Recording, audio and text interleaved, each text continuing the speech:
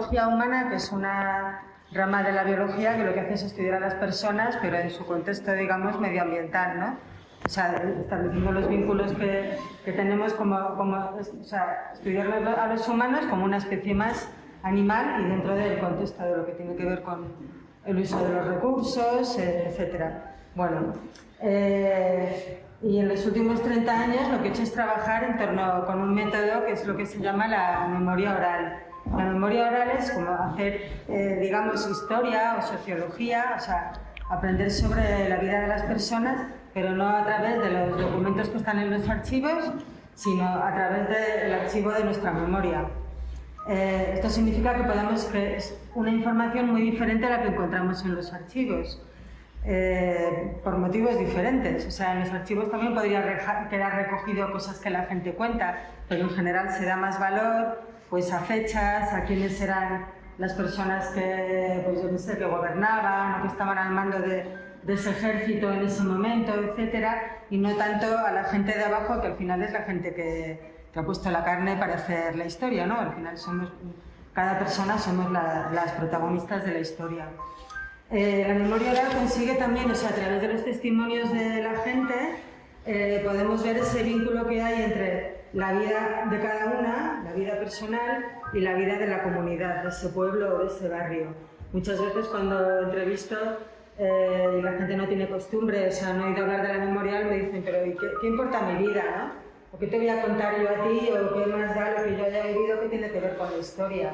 Y realmente pues la suma de las vidas de todos es lo que construye la historia y en los propios testimonios la gente no, en el fondo, cuando hace memoria al final emplea un plural, dice nosotras hacíamos, a nosotras nos pasaba esto, las madres decían, no dicen mi madre decía, por ejemplo, ¿no?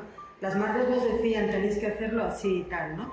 Eso significa que en el fondo implícitamente sí tenemos en mente, en general la gente tiene en mente que la historia de cada uno es también la historia de la comunidad y ese vínculo que hay, que es de algún modo lo importante, ¿no?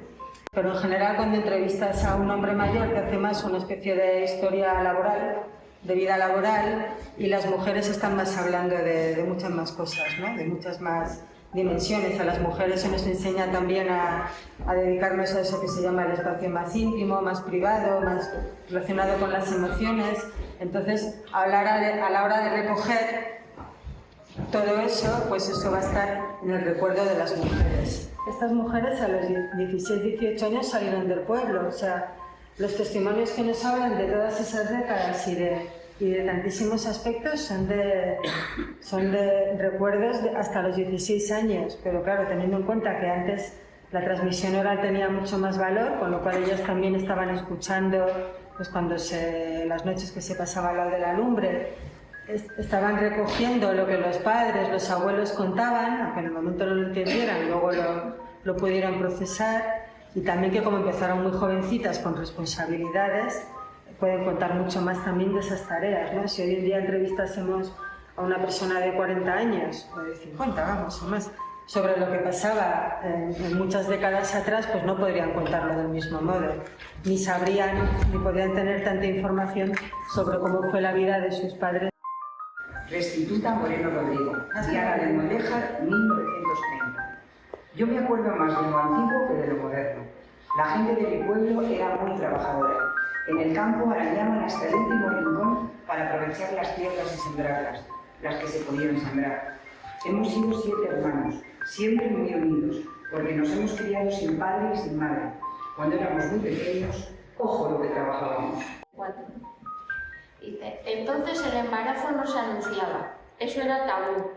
Las mujeres se hacían batas anchas para cuando estabas embarazada y el mandil encima siempre.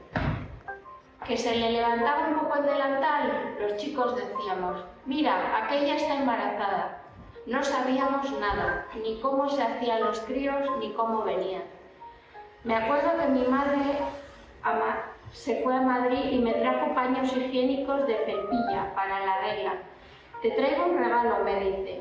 Y yo qué contenta, si nunca me compraba nada.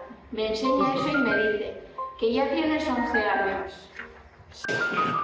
Justa González Bodega. Por las noches En el tiempo del invierno me acuerdo que a casa venían amigos de mi padre. Yo estaba allí en la cocina, junto a la lumbre, y les escuchaba. Hablaban mucho de los maques, que se habían entrado en un pueblo a robar, unas mulas, que si los habían cogido en no sé dónde. Yo entonces no sabía lo que eran los maquis. Había gente que les ayudaba y gente que no. Y entonces tenían que robar. Y la gente del pueblo tenía miedo. Y al final se morían de hambre. O la Guardia Civil los cogía y... Ana Mayoral López, Gualda, 1943. En los años 50, la mula de mi tía se cayó en la poza de regar el huerto y se ahogó. Yo era pequeña y lo escuché. Entonces, en los pueblos, la mula era el sustento de la casa. Sin una mula allí no se podía sembrar. Mis tíos andaban justos. ¿Y quién compraba otra mula? Tuvieron que dejar el campo. Se fueron con sus 3 hijos a una granja de cerdos de Cabanillas.